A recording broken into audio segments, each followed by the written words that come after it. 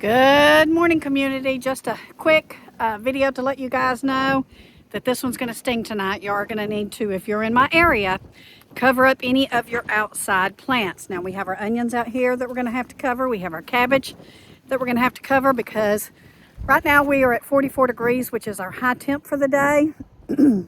Wind chill is about 34, but tonight we're getting down to 20 degrees, and that's what they're forecasting for our area. But we're on the outlying areas of the Metroplex, and so we really expect possibly to get down into the upper teens.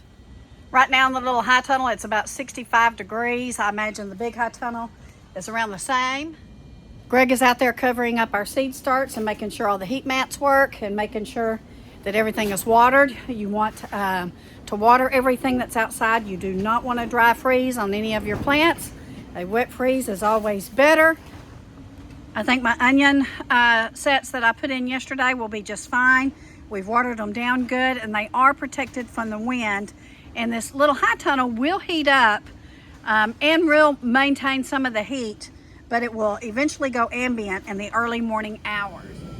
We are mid-January right now, so this is really going to be our first very hard freeze.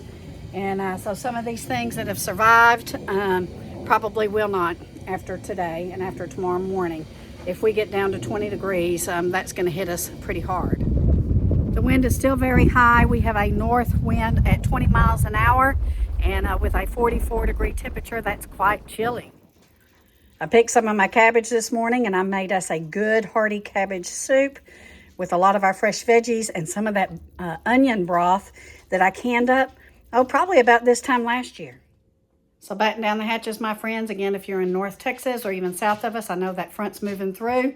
You want to cover up anything that you have outside. I don't care if it's your brassicas or any of your onions, because I'm just not sure that with them being young that they might pull out. So we're going to be careful, and we're going to be safe, and we're going to cover them up.